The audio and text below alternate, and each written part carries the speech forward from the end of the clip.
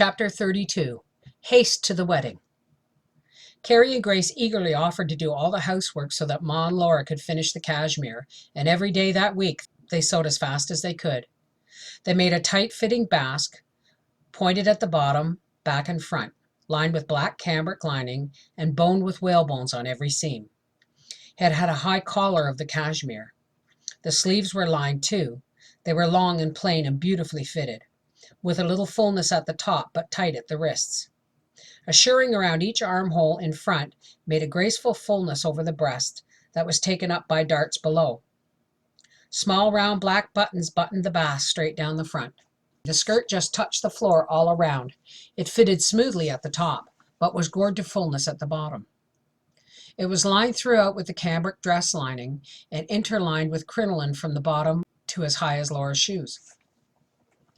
The bottom of the skirt and the linings were turned under and the raw edges covered with dress braid, which Laura hemmed down by hand on both sides so that no stitches showed to the right side.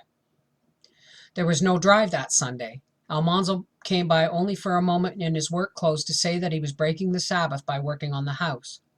It would be finished, he said, by Wednesday, so they could be married Thursday. He would come for Laura at 10 o'clock Thursday morning, for the Reverend Brown was leaving town on the 11 o'clock train. Then better come over with your wagon Wednesday if you can make it for Laura's things, Pa told him. Almanzo said he would, and so it was settled, and with a smile to Laura, he drove quickly away. Tuesday morning, Pa drove to town, and at noon he came back bringing Laura a present of a new trunk. Better put your things in it today, he said. With Ma's help, Laura packed her trunk that afternoon. Her old rag doll Charlotte, with all her clothes carefully packed in a cardboard box, she put in the very bottom.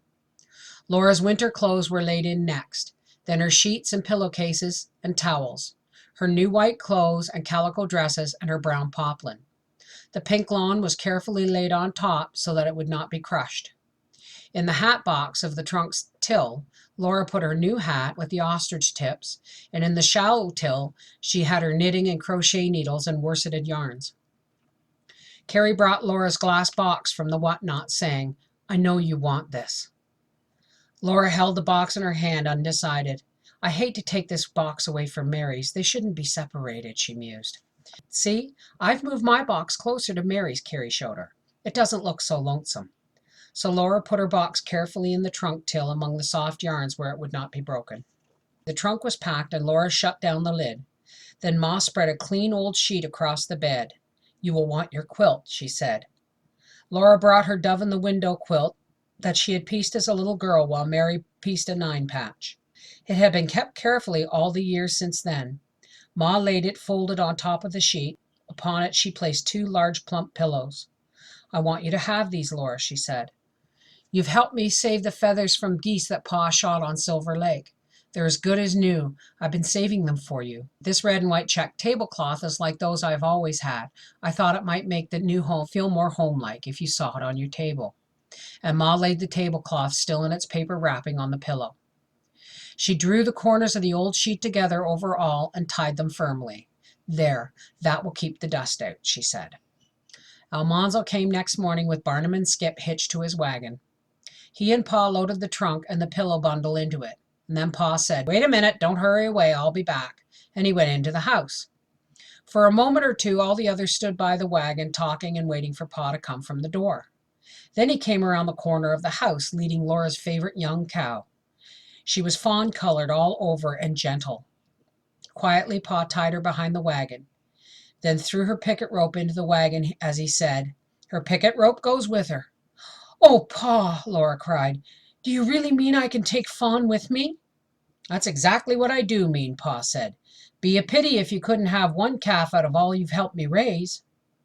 Laura could not speak, but she gave Pa a look that thanked him.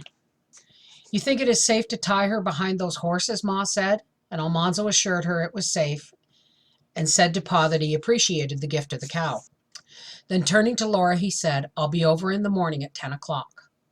"I'll be ready," Laura promised. But as she stood watching Almanzo drive away, she was unable to realize that tomorrow she would leave home. Try as she would, she could not think of going away tomorrow as meaning that she would not come back, as she had always come back from drives with Almanzo. That afternoon, the finished black cashmere was carefully pressed, and then Ma made a big white cake. Laura helped her by beating the egg whites on a platter with a fork until Ma said they were stiff enough. My arm is stiffer, Laura ruefully laughed, rubbing her aching right arm. This cake must be just right, Ma insisted. If you can't have a wedding party, at least you shall have a wedding dinner at home and a wedding cake. After supper that night, Laura brought Pa's fiddle to him and said, "Please, Pa, make some music." Pa took the fiddle from its box. He was a long time tuning it. Then he must rosin the bow carefully. At last he poised the bow above the fiddle strings, cleared his throat. "What will you have, Laura?" "Play for Mary first," Laura answered, "and then play all the old tunes, one after another, as long as you can." She sat on the doorstep, just inside the door, and Pa and Ma sat looking out over the prairie while Pa played Highland Mary. Then, while the sun was going down, he played all the old tunes that Laura had known ever since she could remember. The sun sank from sight, trailing bright banners after it. The colors faded, the land grew shadowy, the first star twinkled. Softly Carrie and Grace came to lean against Ma. The fiddle sang on in the twilight. It sang the songs that Laura knew in the big woods of Wisconsin, and the tunes that Pa played by the campfires all across the plains of Kansas. It repeated the nightingale song in the moonlight on the banks of the Verdigris River. Then it remembered the days in the dugout on the banks of Plum Creek, and the winter evenings in the new house that Pa had built there. It sang of the Christmas on Silver Lake, and of springtime after the long hard winter.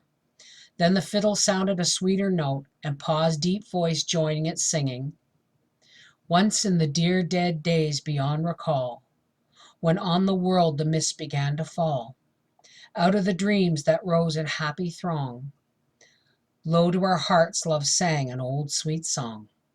And in the dusk, where fell the firelight gleam, softly it wove itself into our dream. Just a song at twilight when the lights are low, and the flickering shadows softly come and go. Though the heart be weary, sad the day and long, still to us at twilight comes love's old sweet song. Even today we hear of love's song of yore. Deep in our hearts it swells forevermore. Footsteps may falter and weary grow the way, still we can hear it at the close of day. So to the end, when life's dim shadows fall, love will be found, the sweetest song of all.